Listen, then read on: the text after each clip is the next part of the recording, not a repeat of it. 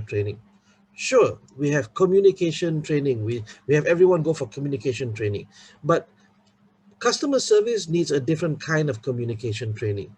Um, Warehousing needs a different kind of communication training, and finance needs a different kind of communication training.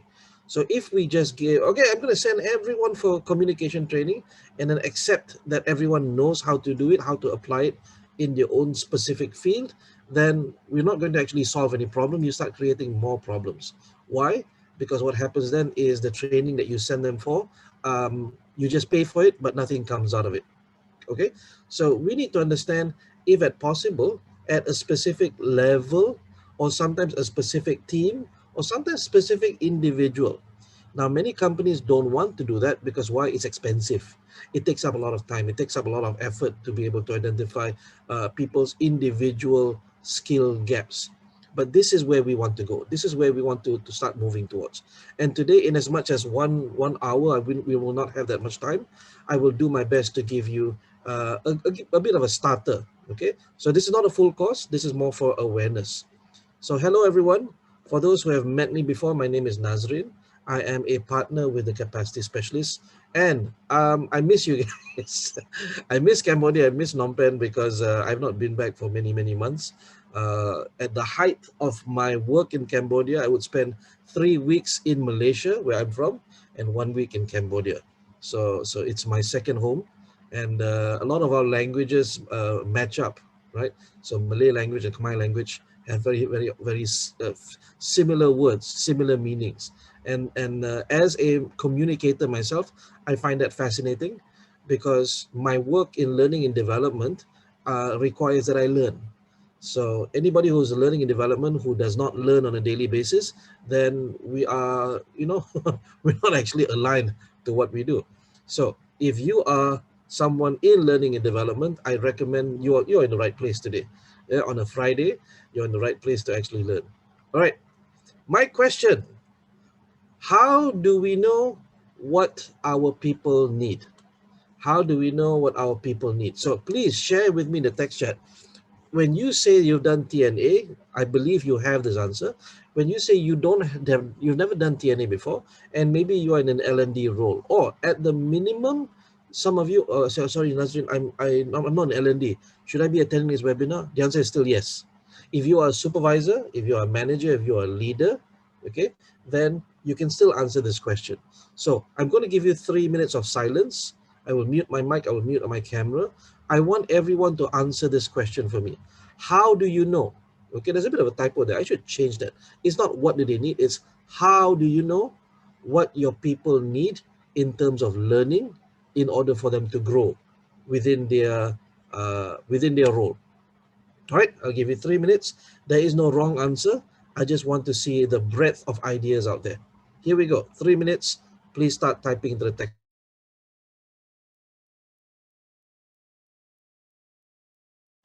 Okay, Panith is going to teach it for you. He says, first we review the performance target. Good. And everyone, don't just because Panith has done it before, please don't think, oh, I'll keep quiet. No, I want to know your ideas. How will you know? Okay, through TNA face-to-face discussion and requests from them during performance appraisal. Good. So can they say one-to-one catch-up related to performance? Nicholas, welcome. Observing the staff by performance staff appraisal. Nguyen says, Atui says they hesitated to do certain tasks. Online survey, okay, that's a good one. Their development discussion with line manager during performance appraisal. Good. Why are you guys here? You know this stuff already. Okay, come on. There's 35 people in the room. Competency assessment, all right. Any more? By type of personality, that's an interesting one. So you actually determine what they need to learn by what personality type they are. Makara says, discuss and interview them. Good. Go to meet face to face and discuss. All right, that's a good one. Any more?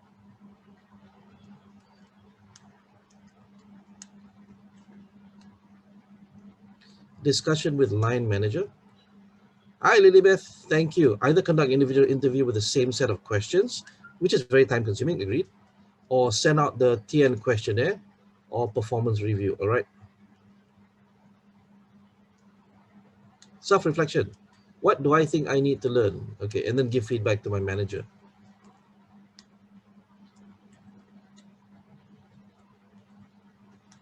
Few people still thinking about it.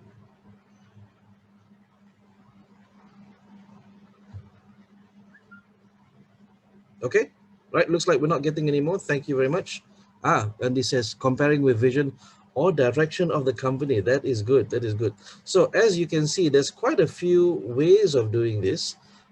Some of them are top down, some of them are bottom up, some of them are measurement oriented, some of them are very deep dive qualitative, which means that you actually talk to them interpersonally. So everything you said is important, and it looks like you understand why it's important. So I don't know, like, I need to share this slide with you, but basically training and the learning and development arena has changed a lot because more and more companies have realized, and I dare say Malaysian companies, we still have a lot of this old school training mentality, where the mentality is that training is a cost. What do I mean by training as a cost? When the company is not doing well, the first thing they cut is training. But here's the problem, right? If the first thing you cut is training, that means that when the company is doing better, your people are not smarter, your people are not more developed, they're not prepared for what's coming next in the future. So when we start thinking about training not as a cost but as an investment, then we will go beyond level 1 evaluations. I believe everyone knows what a level 1 evaluation is. On the Kirkpatrick model, level 1 is when at the end of every course you give a form that says, did you like this course? Did you like the trainer? What did you like about it? Did you like the food? Did you like the hotel? So these are level 1 evaluations, which we call happy sheets. Now, happy sheets only measure the reaction of the participants. It only measures whether they like something or not. And sometimes when they go for a course that challenges their beliefs or challenges their ideas, and they don't like it, they hate the experience because it was forced to be an attitude change, they will give really bad marks for it. So when you look at the form, you go, oh, this was a very bad course. They did not enjoy it. But then 3 months, 4 months down the road, you notice that there's a behavior change as a result of what sparked in that course or in that workshop. And then you realize, oh no, they didn't like it during the course, but now their behavior has changed as a result of that course, which means that your reading of the level 1 evaluation was wrong. And that's why the happy sheet is, or the level 1, the happy sheet is not very dependable because it doesn't tell you what happens in the long run. Most of the time, it just tells you whether they liked it or not. So we need to move beyond level 1. We need to go into level 2, level 3, level 4, even level 5 sometimes. So I'm going to pause there because I don't want to confuse you. If you know what I'm talking about, what the Kirkpatrick model is, please tell me in the text chat yes. If you don't know, please give me no, because there actually is a slide on it later. So if you know what I was just talking about, okay, so Nicholas says no. All right. So for those who say no, level 1 evaluations is that typical form that we give at the end of a course. Did you like the course or not? That's level 1. There's actually more levels than that to measure behavior change, to measure results, to measure financial impact on the company. All right. So for now, just understand that we want to move beyond that. And if you want to do a proper LNA, you need to move beyond just measuring level 1 and beyond having a cost mentality. Now, this part is going to be difficult because the leadership is the one who needs to change that mentality, that training is a cost to training is an investment. And for those of you whose organizations already treat training like an investment, what you do is you track and you monitor the spending for the training. But how do you know whether whether your company is still in or it's a cost? There's a budget. There's an annual budget every year that you have to finish. If you don't finish it, they will reduce it the next year. So this is something that we want to help you change if that's possible, because some companies are quite ingrained. So if we can help them to understand, then what you can have soon is an organization that pays attention not only to cash flow, but to knowledge flow. And this is something that Peter M. Senge said many, many, many years ago in the 1990s in his book called The Fifth Discipline. Anybody read this book before? Give me a yes or no. Give me a read or not yet. Tell me the text chat. Anybody read this book?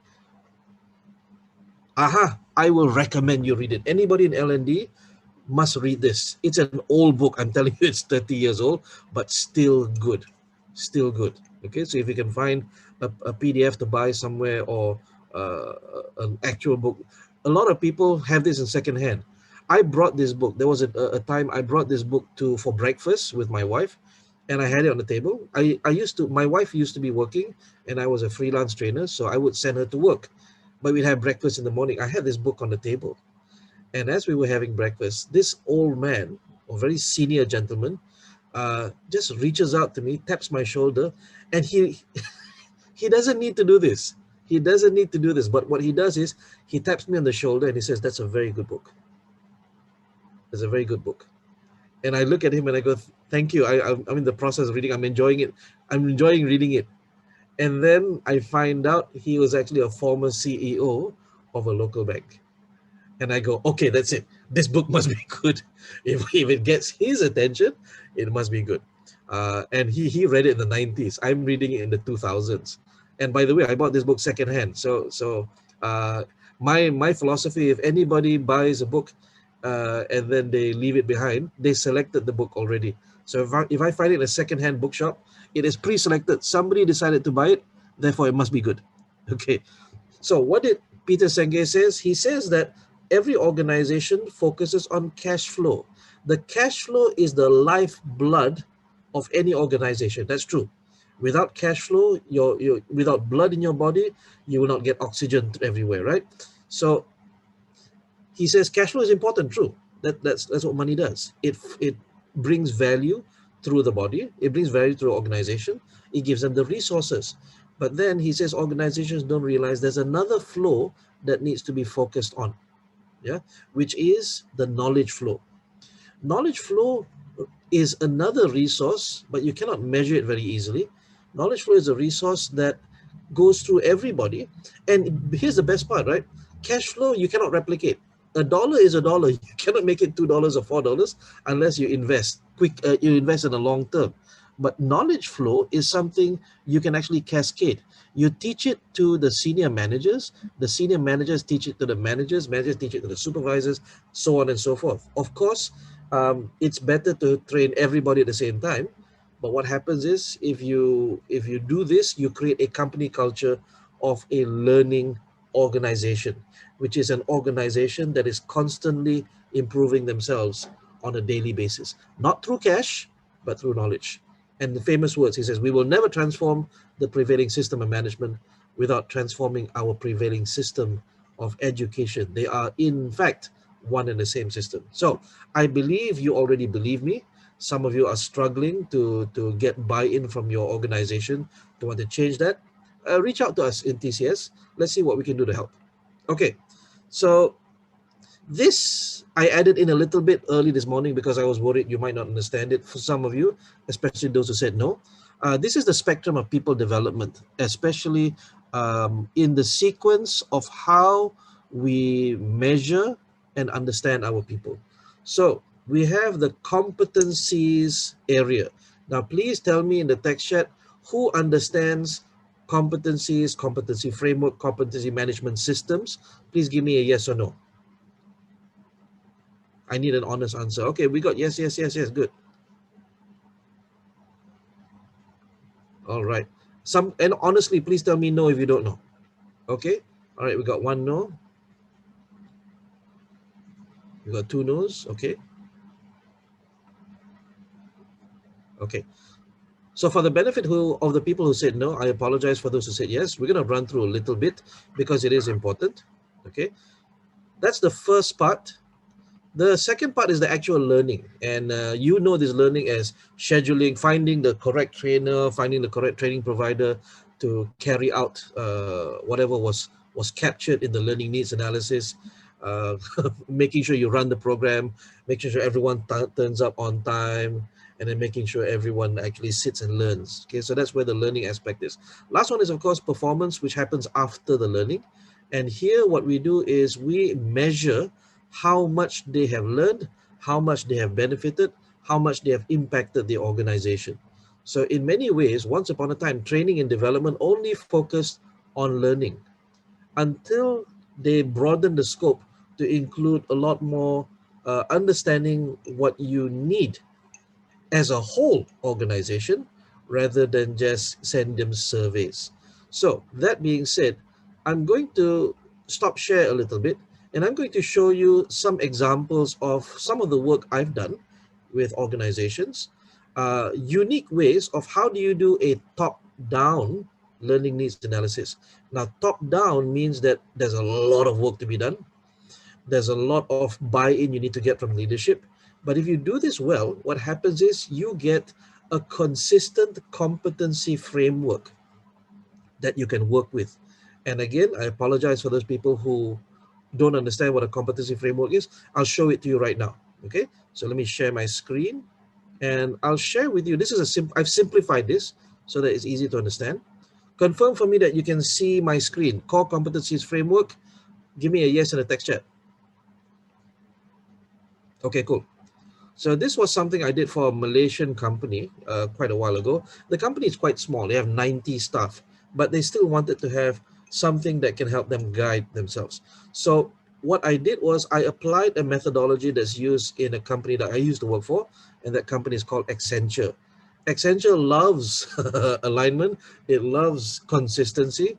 So what they started with was, instead of asking the people what they want or what they need to learn, what we did was we went to the core values first. Okay, so we went to the core values first, and this organization had 3 core values, which is vision, integrity, and passion. Okay, so when I came in, I asked them, what are your core values? And they said, our core values are vision, integrity, and passion. So now I'm going to pause for a second, and I want to ask you, what are your company's core values? If you don't know or you don't have them, please give me a no, because this will be an interesting exercise for you to do. So please tell me in the text chat, what are the core values that your company has? Okay, some companies have 3, some companies, very rarely do they have 1 core value or 2 core values. It doesn't look nice. So most companies will have 3 and above. Accenture had 6. I went to the hospital to pick up my mom's medicines, and I saw they had 6 as well. And I couldn't memorize them. I love core values. Wherever I go, I look at the company's core values. Okay, don't tell me the number. Tell me what the values are. Tell me what those core values are. Okay, so Makara says vision and integrity. Oh, you actually have 2. That is interesting. In Malaysia, it's very rare to find a company that has only 2 core values. Okay. Give me all in one line. All of the core values in one go, because you're typing in one by one. So if you have 6, type in 6 at the same time.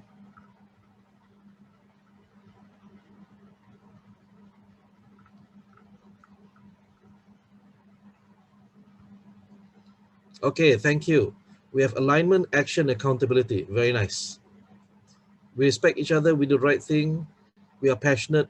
We put our customer first. Okay, that's 1, 2, 3, 4. Always. Oh, I like that. Always.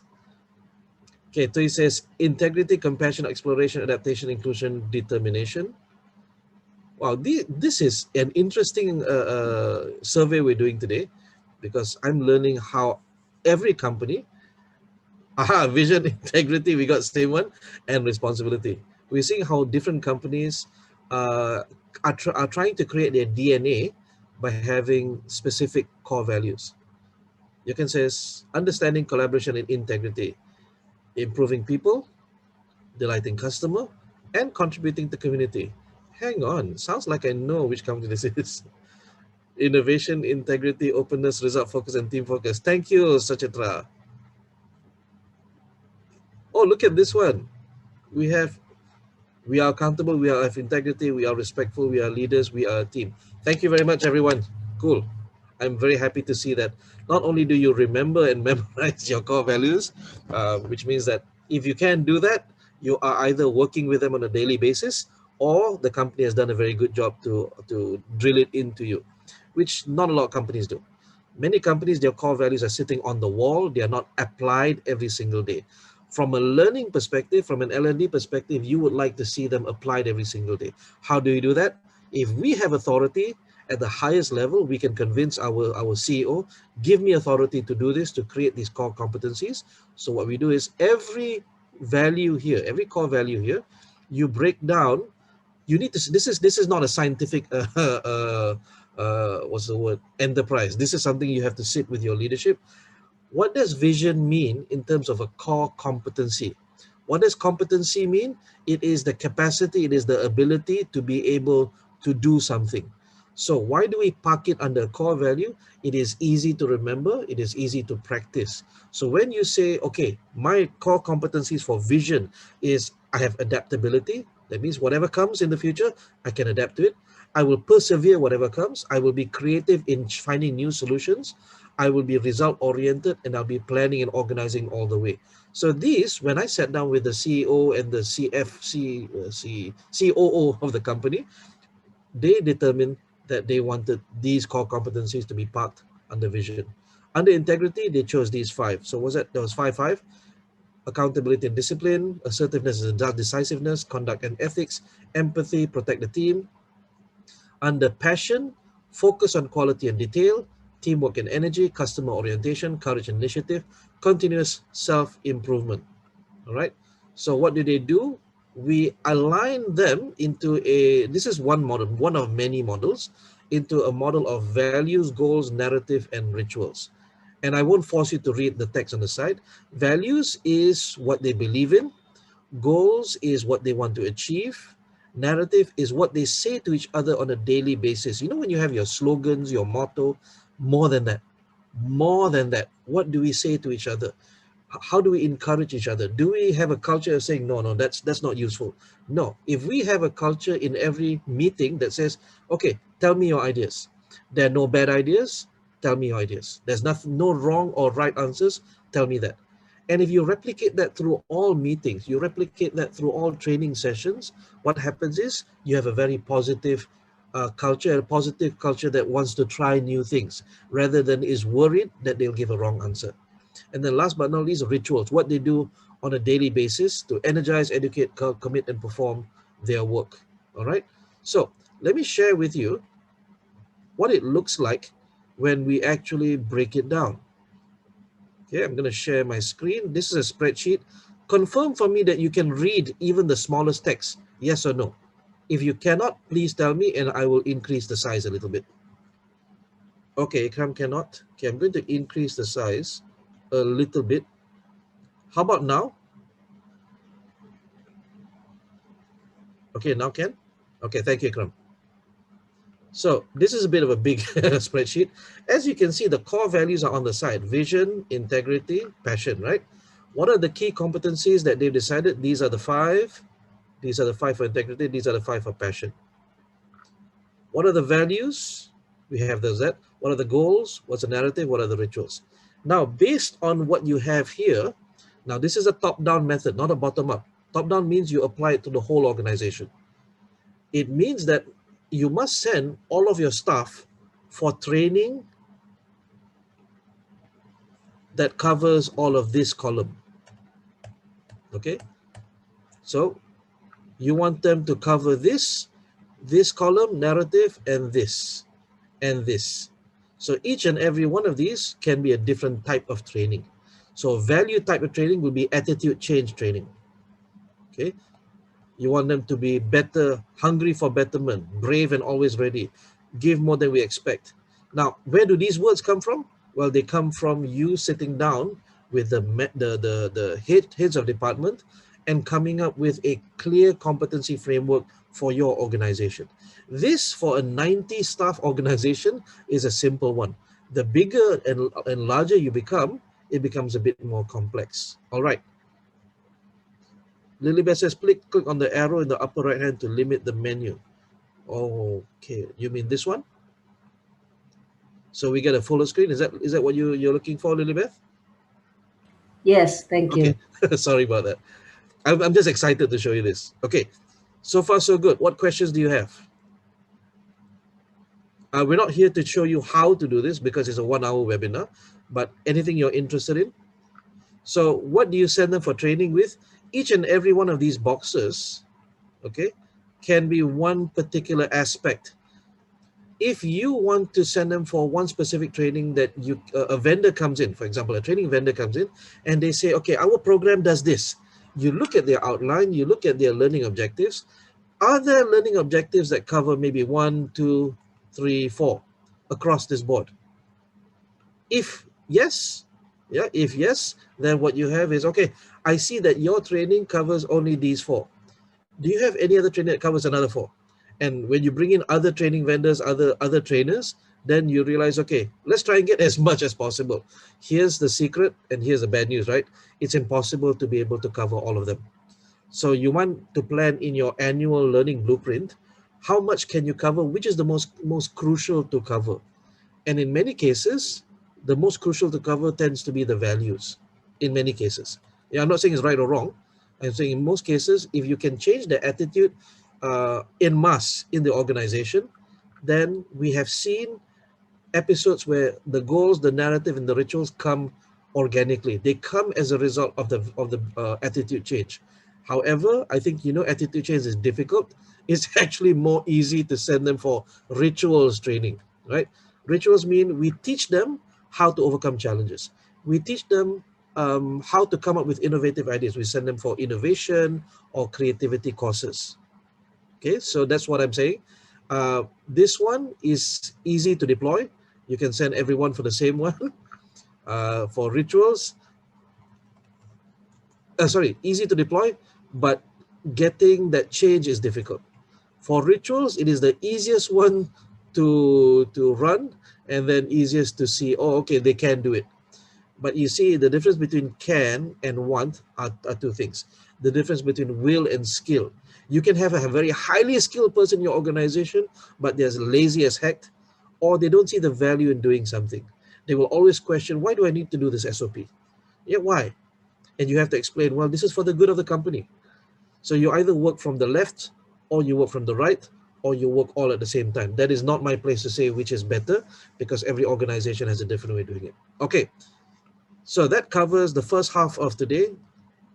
What questions do you have? Sure, I'd be happy to share the sample competency, but it's for, I can sanitize it because it belongs to one specific company. But here's the one thing you don't want to do. You do not want to copy and paste.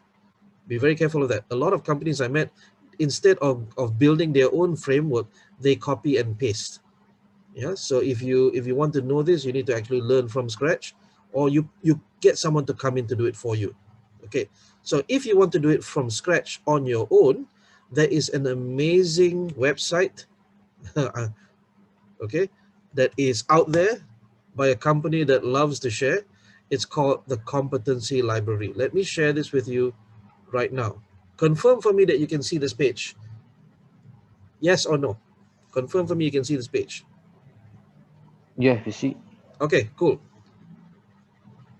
So accountability, when you click on this, these are competencies that TMA have put together, and I don't remember what the name of the company is. You can actually download these competencies in a PDF. You get, I think, 85 pages. When you click on this, this is the competencies. You also have interview questions, a competency interview, a social interview, a reference interview that you can use. Okay, so for example, if you click on accountability, let's see what pops up. Oh, come on. You get behavioral example. Okay, you get the definition first. What is accountability? Being accountable and passing on accountability. Okay, that's a roundabout definition because they use the same words again. What are behavioral examples of accountability? You got general for everybody in the organization. You got operational for the people actually doing the work. You got tactical for supervisory, and you got strategical for leadership. I know I'm going very fast with this, but if you have the link, you can check it out yourself. So in many organizations, many people who do competency management systems will use this website because it's free. There are also others that are paid. Okay, how many people have never seen the site before? Give me me. You've never seen it before. Okay, so I hope you get good use out of this, because for the last few years this has been my baby. This is awesome. All right, let's go back to our presentation. What questions do you have so far? If you have no questions, give me a no in the text chat. Oh yes, Lilybeth. When my teacher first showed it to me, I'm like, this is like Candyland. This is Candyland, because you don't need to, well, it's a starting point. Okay, so the thing is, competencies will still be defined internally with your organization. Yeah, you don't need to use the definitions on the website. You have a starting point. Okay, all right. So now that we've covered the top-down method, let's go to the bottom-up method, which a lot of people already know. However, I'm going to show you a bit of a methodology here. So this methodology was taught to us, was licensed to us by our friend and partner with TCS. Her name is Lori Figueredo. And Lori Figueredo is a learning strategist. She couldn't be here today. She's a learning strategist from South Africa. She's now based in London, I believe, but we still run her programs. We use her methodologies in our projects and in our courses. So she says that there are three big steps. And again, you might know this already. Three big steps when you do bottom up. Why do we do bottom up learning needs analysis? Because sometimes we don't have the authority to do top down, and we don't have the time. But we want specifically only our sales team, or specifically only our customer service team. The temptation, of course, is to just send a form to the HOD, the head of department, and ask, what do they need to learn? Give us. Okay, but the head of department might not be the best person to do that, because they think they don't identify it. Okay, so what we need is, we need to actually sit down with the target audience and to identify what they do, how they do it, what are some of the things that they are missing, what are some of the attitudes, some of the knowledge, some of the skills that they need in order to succeed. So that's why the three big steps. Step number one is get to know your business stakeholders. How do we do this? I would not recommend, if it's a small team, I would not recommend you sending them a form, but I would recommend that you workshop them. If the team is under 20 people, workshop them. Yeah, 30 also is okay.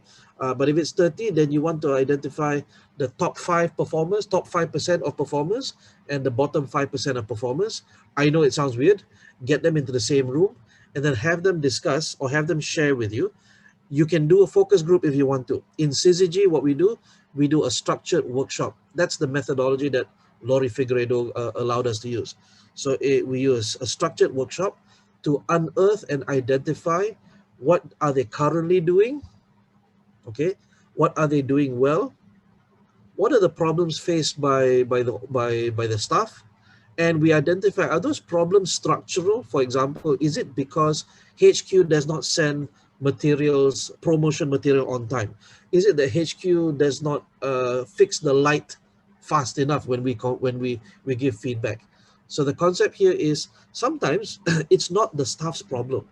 And I know people in L&D, you know what this feels like, right?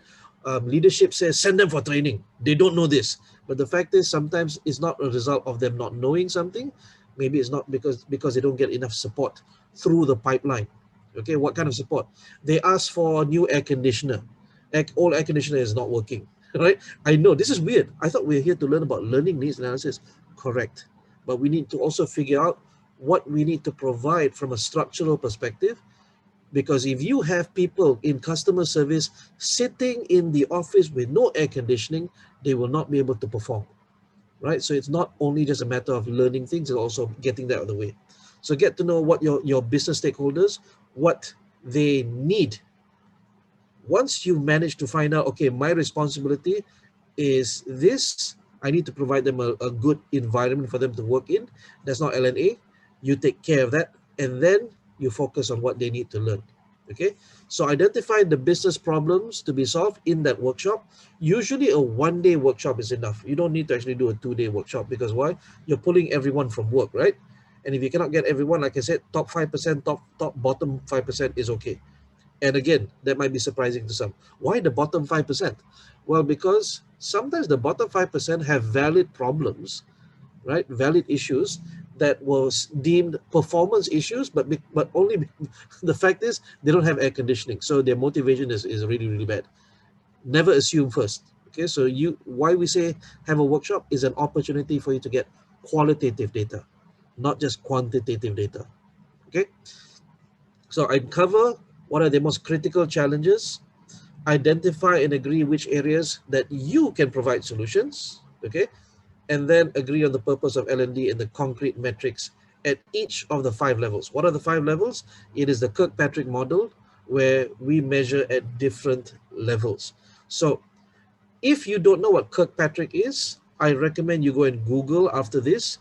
Kirkpatrick, Professor Donald Kirkpatrick founded many years ago a very robust way of measuring learning, measuring the impact of training. And his son Jim has taken over now.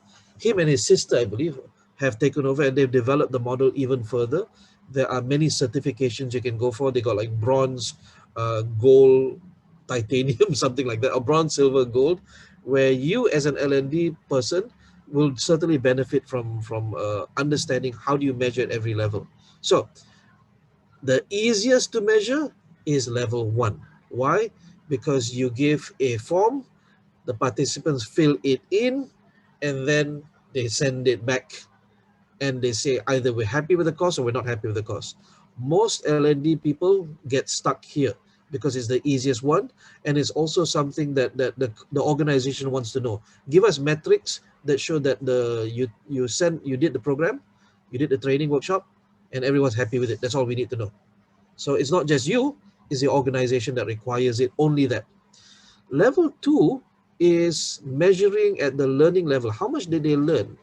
How much did the knowledge transfer occur? And you can do this at the earliest after the workshop. So we do a pre-test and a post-test. We give them questions to answer beforehand, and then we give questions after the workshop, immediately after the workshop ends. And then the difference between the score will be your percentage of growth. And the easiest way to do this, give them a set of questions that is exactly the same as the set of questions you're giving at the end. This is what we call prime and anchor, if I remember right. Prime and anchor, which means the first set of questions, if you're coming for a communication workshop and I give you a set of questions and you will get most of them wrong. Okay, so that's your baseline. And then after the workshop, I give you the same questions. After you've learned everything, you'll be able to answer correctly. Now, again, this is the easiest one for level 2. It's also the one that's least accurate, because why? It's still fresh in their minds. When do you want to measure? You want to measure 3 weeks to 6 months after. So sometimes you either get the trainer or the training manager, training provider to come back and do a half-day workshop or a half-day test to see how much they've learned. Or you can apply it yourself. You just ask the training manager, or you say, sorry, ask the training provider, please provide us a metric for us to measure them after the fact, how much they've learned. That's something that L&D can do. When you go up to level 3, which is impact, okay, so impact is also called behavior. When you go up to here, this becomes a bit more difficult to measure, because you want to see that as a result of them using it, there is a behavior change. Yeah, I'll say it again. As a result of them using it on a daily basis, there is behavior change. Now, this is challenging to measure, because what if they go for another training program in between? What if they, have sudden insights not related to the workshop? How do you measure that it's because of the workshop that their behavior has changed? Maybe it was another cross. So we can have cross-contamination of data, or cross-contamination of workshops that causes behavior change. And it's difficult for you to say. What you can say is, after 1 year of all of them going for training, okay, we have this number of impact. You can get a general number. But unless you can have a program, a long-term development program, like say, okay, we go for a 2-day workshop and then we have 100 days coaching. Within those 100 days, you are not allowed to go for any other workshop. So by the end of that 102 days, we measure what is the behavior change. Level 4 is actual results, which is either reduction in time, increase in performance. Now, there has to be a number. There has to be a number. Um, uh, Improvement in sales. What is that number? So if you have that number, then that goes all the way up to level 4. Now, Donald Kirkpatrick identified only 4 levels, and to this day, Jim Kirkpatrick and his cohort insist that no, that's only 4 levels. There's no 5th level. Um, but Dr. Jack Phillips, the founder of the ROI Institute, the Return on Investment Institute, is has added on a level 5, and he says that results must be translated into dollars and cents. If you cannot, then you cannot prove that the training was worthwhile. Sure, you got results. Results, what result? Increase sales. So what? Tell me the number. Tell me the money. Okay, so when you do your own research in the Kirkpatrick model, you will find this argument. One side will say the results are already the ROI. The other side will say no, the ROI is a totally separate level. So don't fall into that that polemic. Um, Go and enjoy yourself with the Kirkpatrick model. There's a lot of free stuff out there. Of course, most of the templates, most of the questions, most of the assets are not available publicly. But you can certainly build it from scratch for your own organization. Okay. Now let me close off with what we currently use in TCS. We use something called the ADL model, which was introduced to us by Lori Figueredo. And for us, everything I've shared with you is like, wow, that's a lot of stuff, Nadzrin.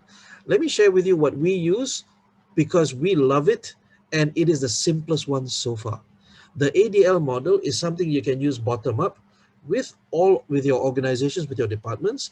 I'm going to show you a simple one without metrics. Okay, so this one I've simplified because for today's webinar. First step, right? Remember the 3 big steps, right? First step is you go to the head of department, or you go to the team leader of that team you want to impact. Let's just say the team is 30 people, or the team is 120 people. Okay, what you do is you identify, okay, within the next 100 days, right? Not 1 year, not 1 year. Within the next 100 days, what do you want to achieve? What do you want? What behavior do you want to change? What metrics do you want to hit?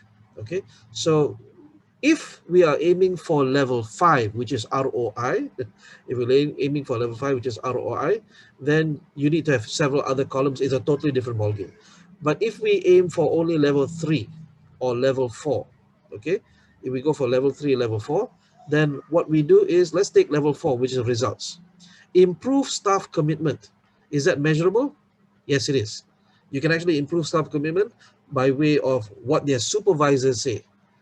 So there's no number here. Let's just say we want to improve staff commitment by 3 points.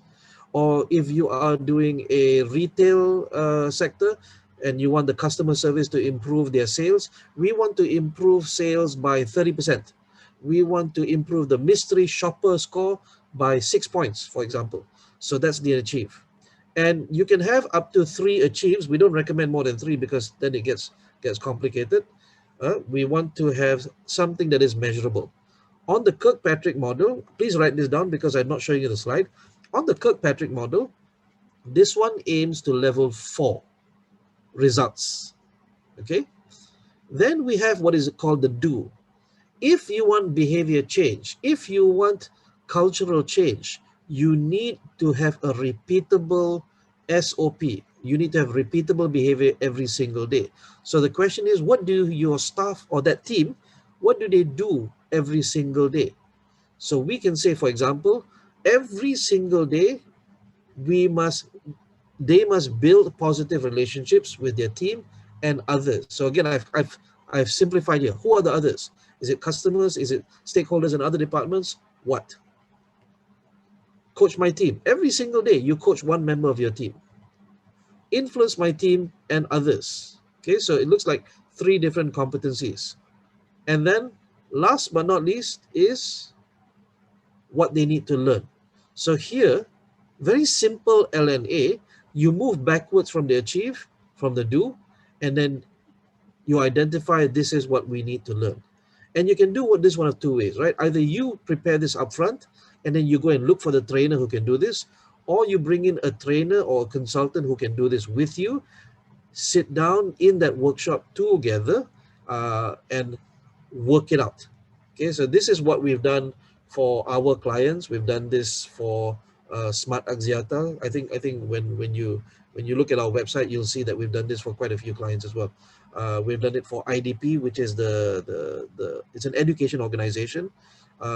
We also use parts of this within clients like Prudential to be able to specifically target different teams. So we don't go for the whole organization. The ADL is difficult to apply like that, but it works really, really well with small teams. Okay, I saw questions in the text chat. How to calculate ROI in training? That is a very good question.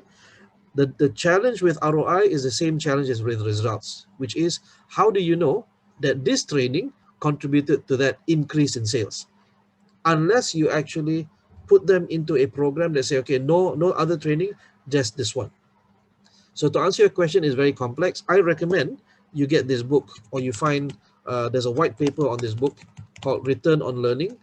Okay. Yes, that's an easy one. Benefit over investment equals ROI. Nadzrin, excuse me.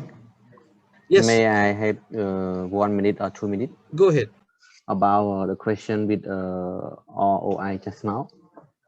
Actually, want to get your feedback if I am sharing this one, it is right or wrong.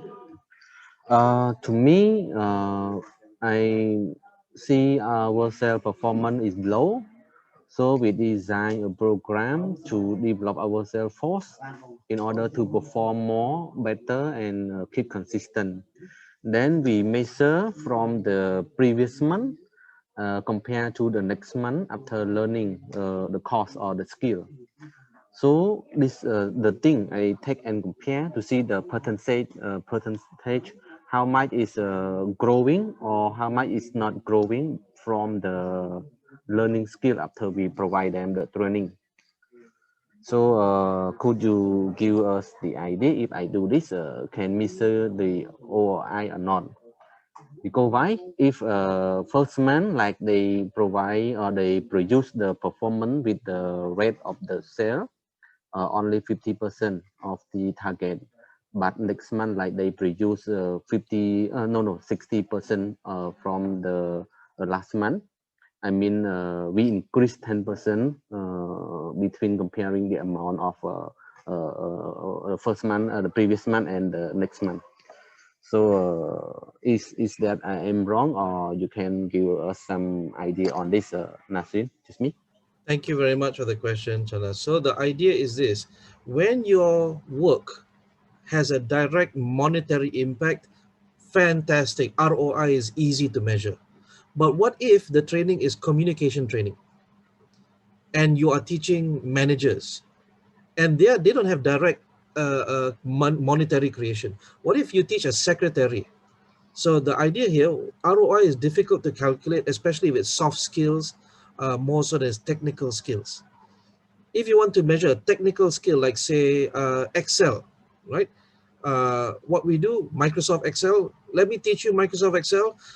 It takes you 30 minutes to prepare a report. After I teach you Microsoft Excel, it takes you 15 minutes to prepare a report. So there's a reduction in time by 15 minutes.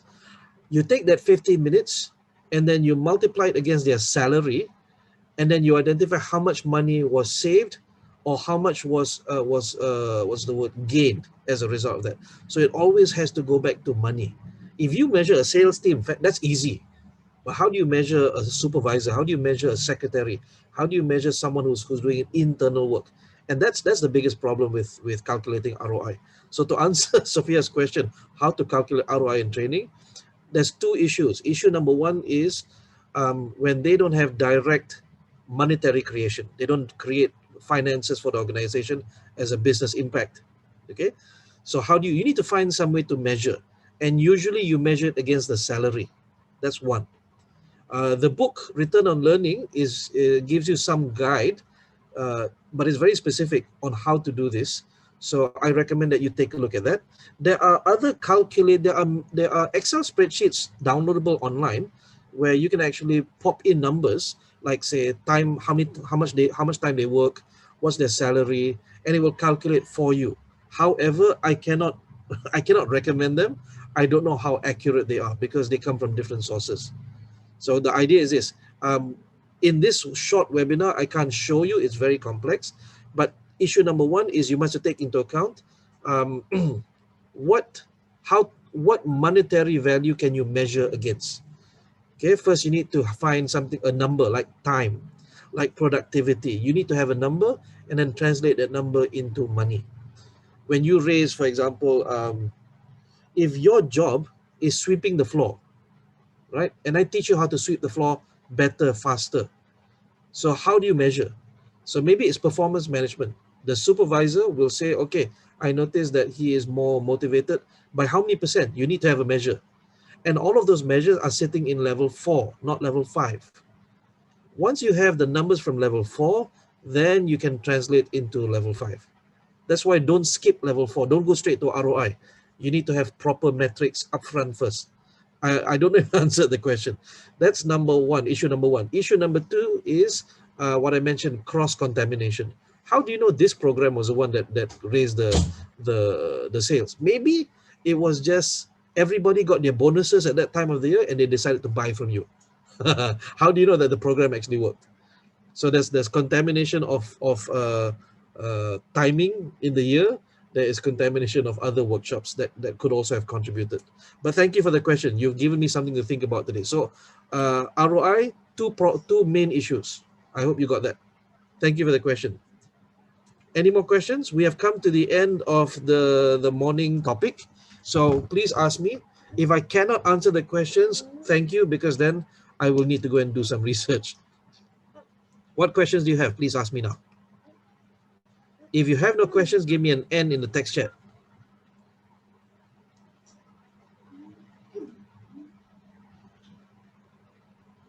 So today we had quite a bit of mix of people who have done TNA before and people who have not done TNA.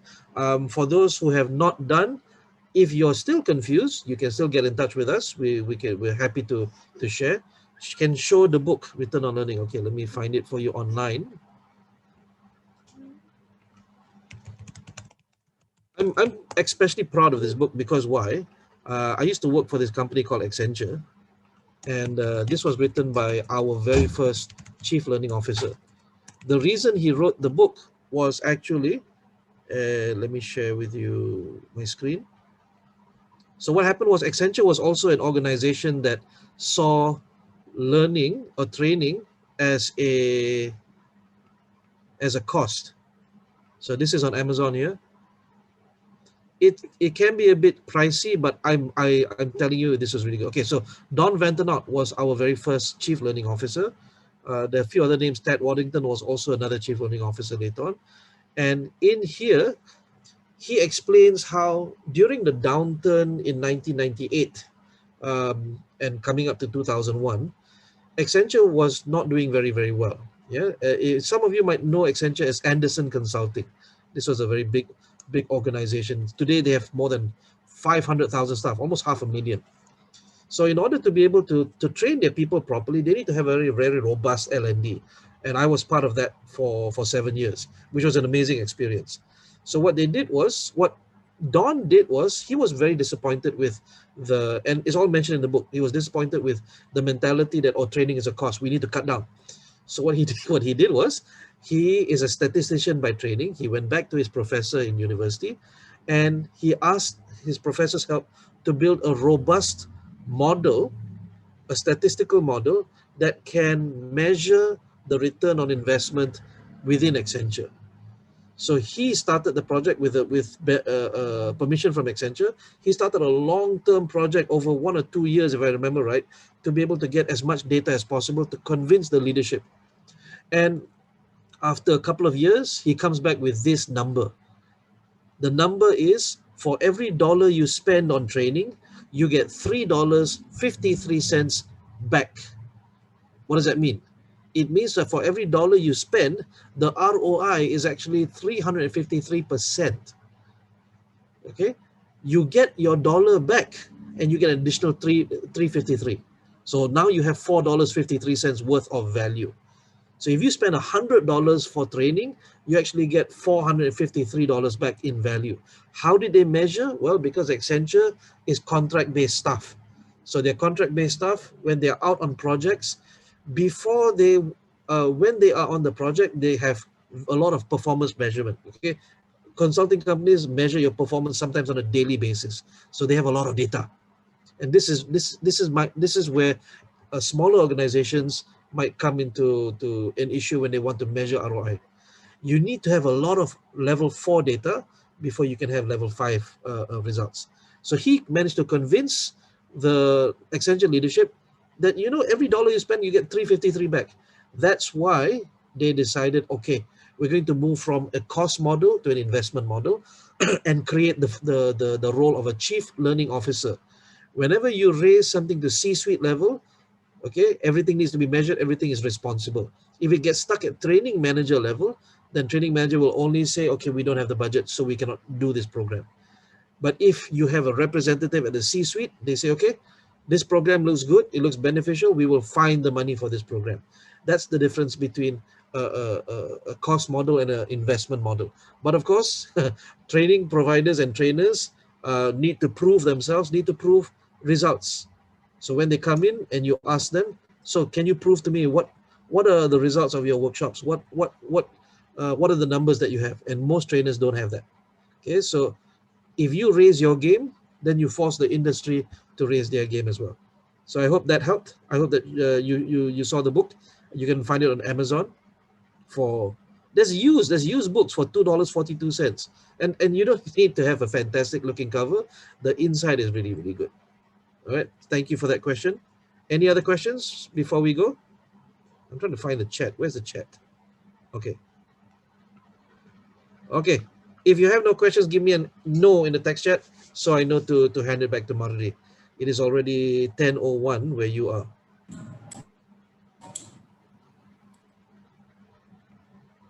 All right. Looks good. Mardi, back to you. Okay, thank